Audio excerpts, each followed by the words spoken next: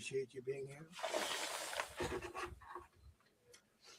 Late last night and early today, at my direction, the United States Armed Forces conducted an extraordinary military operation in the capital of Venezuela. Overwhelming American military power, air, land, and sea, was used to launch a spectacular assault. And it was an assault like people have not seen since World War II. It was a force against a heavily fortified military fortress in the heart of Caracas to bring outlaw dictator Nicolas Maduro to justice. This was one of the most stunning, effective, and powerful displays of American military might and competence in American history.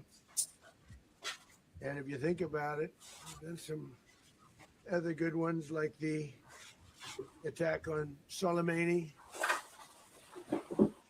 the attack on al-Baghdadi, and the obliteration and decimation of the Iran nuclear sites just recently in an operation known as Midnight Hammer, all perfectly executed and done. No nation in the world could achieve what America achieved yesterday, or frankly, in just a short period of time.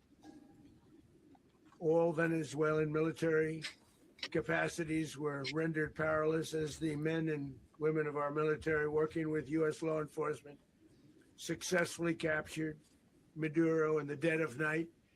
It was dark. The lights of Caracas were largely turned off due to a certain expertise that we have. It was dark and it was dead. But captured along with his wife, Celia Flores, both of whom now face American justice. Maduro and Flores have been indicted in the Southern District of New York, Jay Clayton, for their campaign of deadly narco-terrorism against the United States and its citizens.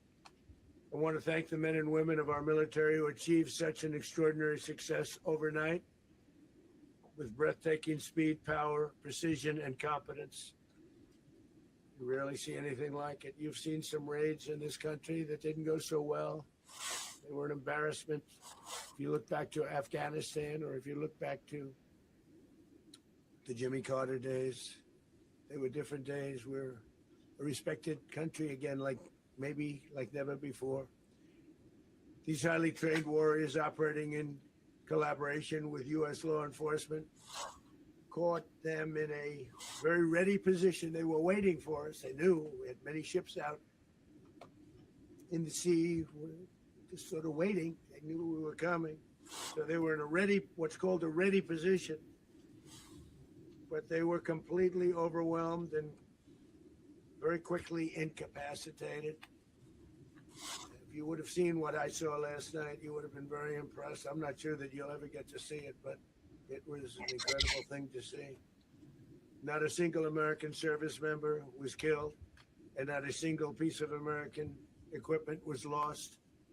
We had many helicopters, many planes, many people involved in that fight.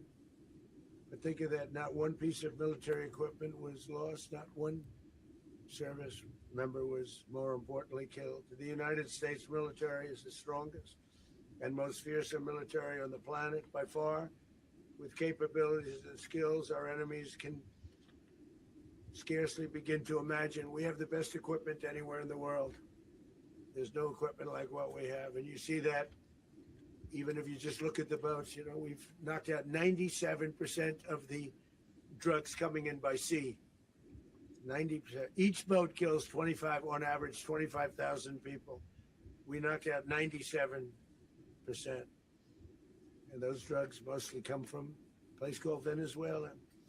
We're going to run the country until such time as we can do a safe, proper, and judicious transition. So we don't want to be involved with having somebody else get in, and we have the same situation that we had for the last long period of years. So we are going to run the country until such time as we can do a safe, proper, and judicious transition. And it has to be judicious, because that's what we're all about. We want peace, liberty, and justice for the great people of Venezuela, and that includes many from Venezuela that are now living in the United States and want to go back to their country. It's their homeland. We can't take a chance that somebody else takes over Venezuela that doesn't have the good of the Venezuelan people in mind. Had decades of that. We're not going to let that happen. We're there now, and what people don't understand, but they understand as I say this, we're there now, but we're going to stay until such time as the proper transition can take place. So we're going to stay until such time as we're going to run it, essentially, until such time as a proper transition can take place. As everyone knows, the oil business in Venezuela has been a bust, a total bust, for a long period of time. They were pumping almost nothing by comparison to what they could have been pumping and what could have taken place. We're going to have our very large United States oil companies, the biggest anywhere in the world, go in, spend billions of dollars, fix the badly broken infrastructure, the oil infrastructure, and start making money for the country. And we are ready to stage a second and much larger attack if we need to do so. So we were prepared to do a second wave if we needed to do so. We actually assumed that a second wave would be necessary, but now it's probably not. The first wave, if you'd like to call it that, the first attack was so successful, we probably don't have to do a second, but we're prepared to do a second wave, a much bigger wave, actually. This was pinpoint, but we have a much bigger wave that probably won't have to do. This partnership of Venezuela with the United States of America, a country that everybody wants to be involved with because of what we were able to do and accomplish, will make the people of Venezuela rich, independent, and safe. And it will also make the many, many people from Venezuela that are living in the United States extremely happy. They suffered. They suffered. So much was taken from them. They're not going to suffer anymore. The illegitimate dictator Maduro was the kingpin of events, responsible for trafficking colossal amounts of deadly and illicit drugs into the United States. As alleged in the indictment, he personally oversaw the vicious cartel known as Cartel de las Solas, which flooded our nation with lethal poison, responsible for the deaths of countless Americans, the many, many Americans, hundreds and thousands over the years of Americans died because of him. Maduro and his wife will soon face the full might of American justice and stand trial on American soil. Right now, they're on a ship they'll be heading to, ultimately, New York, and then a decision will be made, I assume, between New York and Miami or Florida. But we have people where the overwhelming evidence of their crimes will be presented in a court of law. And I've seen it. I've seen what we have. It's both horrible and breathtaking that something like this could have been allowed to take place. For many years after his term as president of Venezuela expired, Maduro remained in power and waged a ceaseless campaign of violence, terror, and subversion against the United States of America, threatening not only our people, but the stability of the entire region. And you all saw it. In addition to trafficking gigantic amounts of illegal drugs that inflicted untold suffering and human destruction all over the country, all over, in particular the United States. Maduro sent savage and murderous gangs, including the bloodthirsty prison gang, Tren de Aragua, to terrorize American communities nationwide. And he did indeed. They were in Colorado. They took over apartment complexes. They cut the fingers off people if they call police. They were brutal. But they're not so brutal now. And I just have to congratulate our military, Pete, and everybody, and our National Guard, because the job that they've done, whether it's in Washington, D.C., where we have a totally safe city, where it was one of the most unsafe cities anywhere in the world, frankly, and now we have no crime in Washington, D.C. We haven't had a killing. We had the terrorist attack a few weeks ago.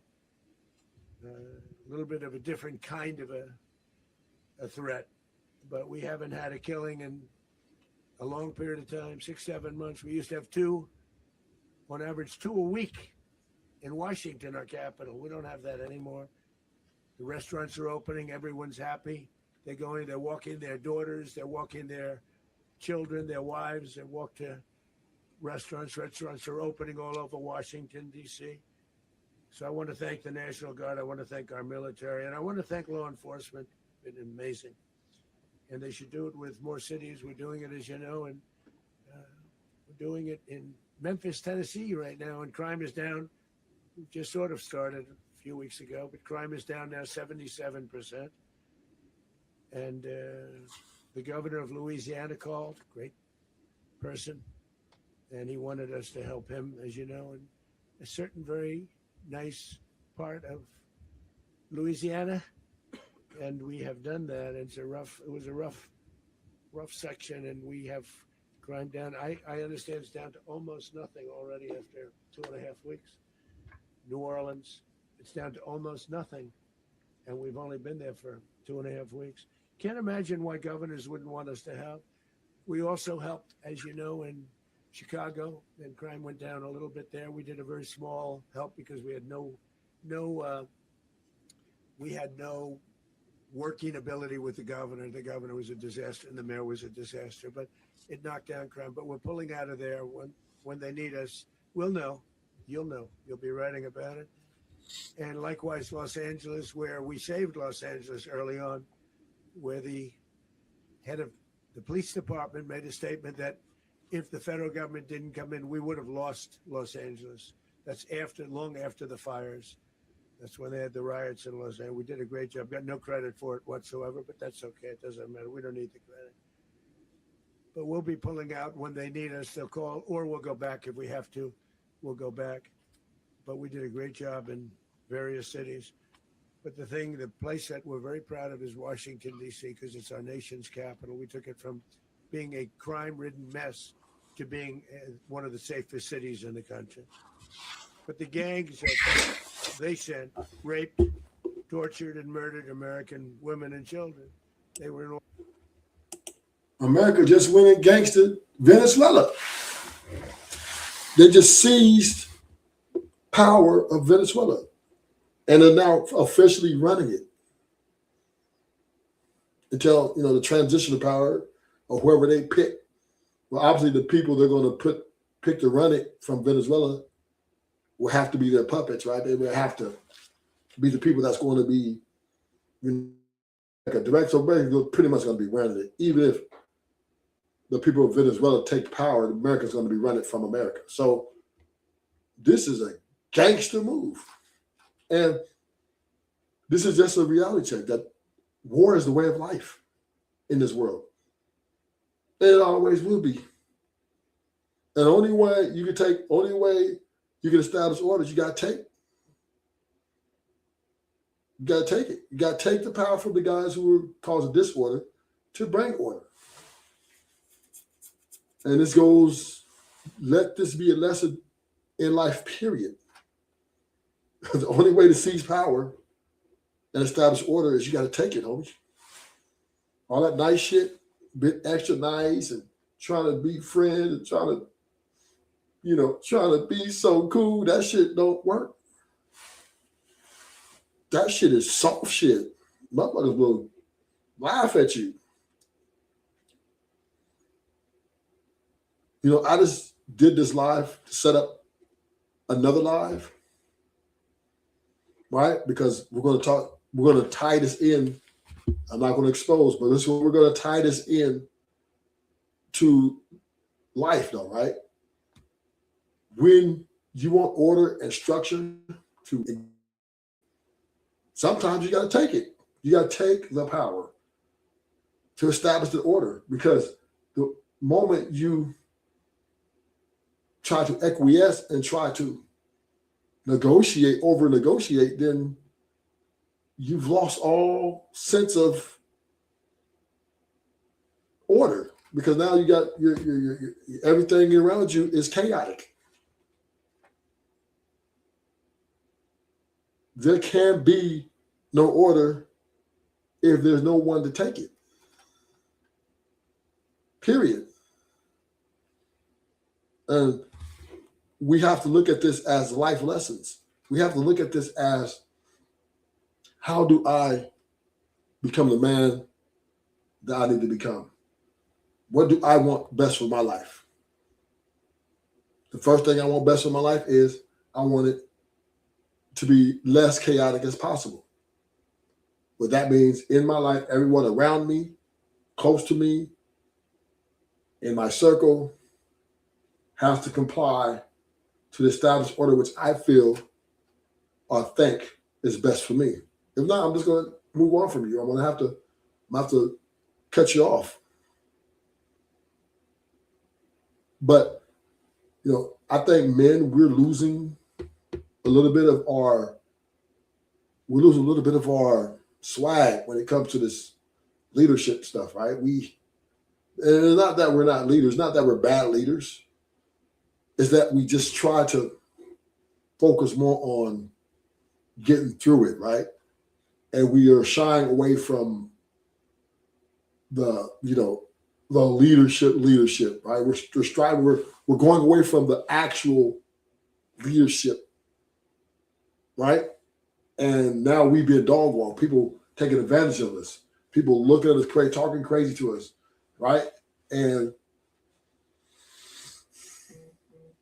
I think this is something we have to navigate, right? In our lives, right? We have to navigate that. We're going to have to be able. We can't take a chance at somebody else. We can't continue to be carpet. We can't continue to let people walk over us. We can't continue to be a doormat.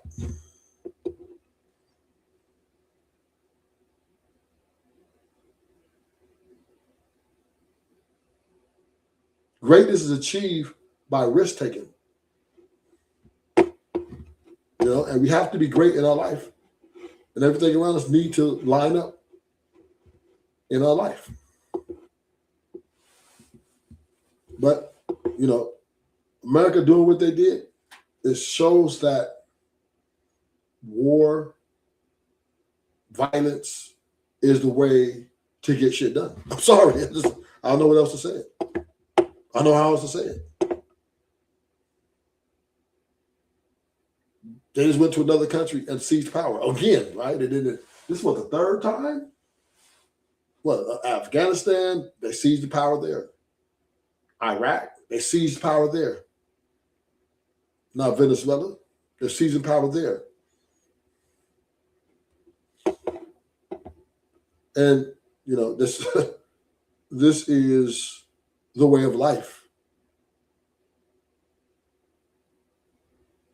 This is the way of life. And what you gonna say? What you gonna do? What you gonna tell the government?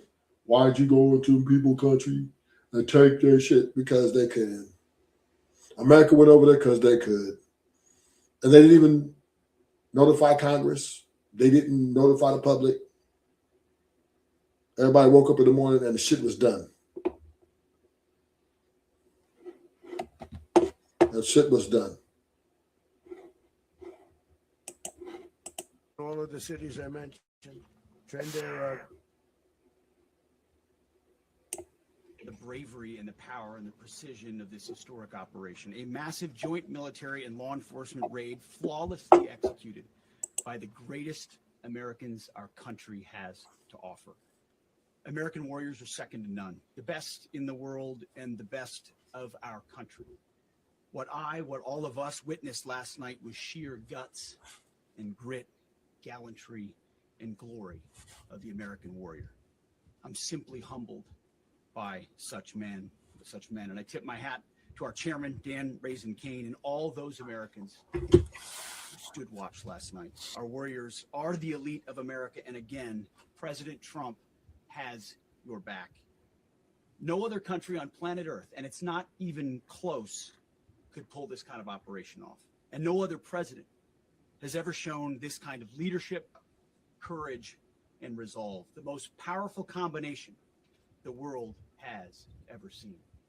As the president said, our adversaries remain on notice. America can project our will anywhere, anytime. The coordination, the stealth, the lethality, the precision, the very long arm of American justice, all on full display in the middle of the night. Nicolas Maduro had his chance, just like Iran had their chance, until they didn't and until he didn't. He effed around and he found out. President Trump is deadly serious about stopping the flow of gangs and violence to our country. Deadly serious about stopping the flow of drugs and poison to our people. Deadly serious about getting back the oil that was. But you guys are the top drug dealers in the world. You got America regulates the drug trade. You got all that dope coming to the country, that's your dope. You know?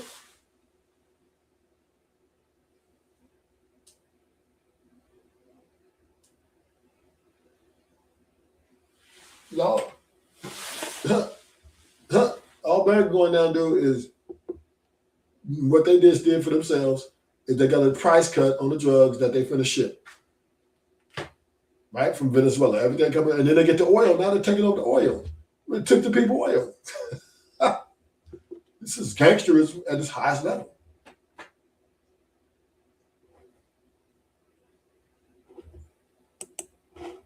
Was stolen from us, and deadly serious about reestablishing American deterrence and dominance in the Western Hemisphere. This is about the safety, security, freedom, and prosperity of the American people.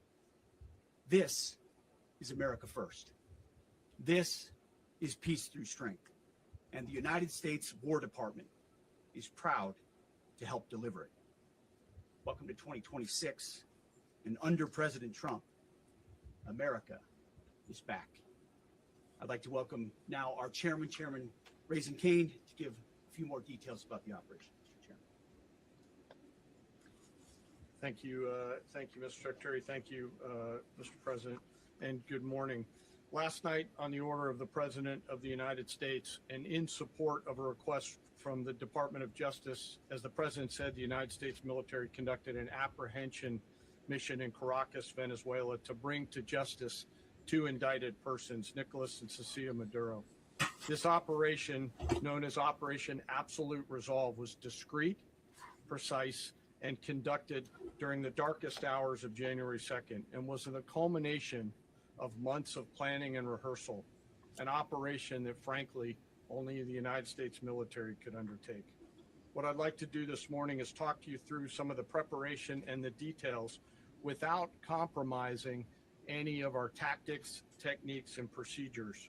There is always a chance that we'll be tasked to do this type of mission again. Our interagency work began months ago and built on decades of experience of integrating complex air, ground, space, and maritime operations. While the past 2 decades have honed the skills of our special operations forces, this particular mission required every component of our joint force, with soldiers, sailors, airmen, Marines, and Guardians working. Thank y'all for coming. This is gangsterism.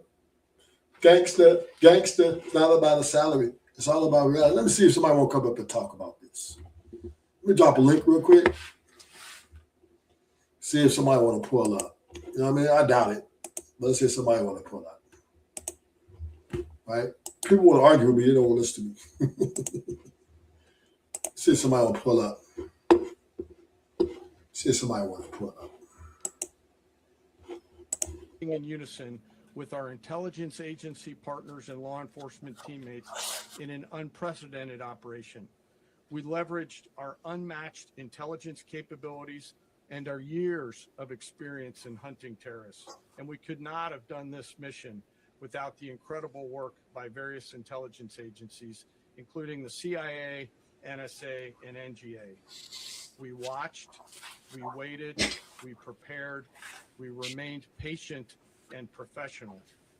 This mission was meticulously planned, drawing lessons from decades of missions over the last many years, many missions over these last many years. This was an audacious operation that only the United States could do.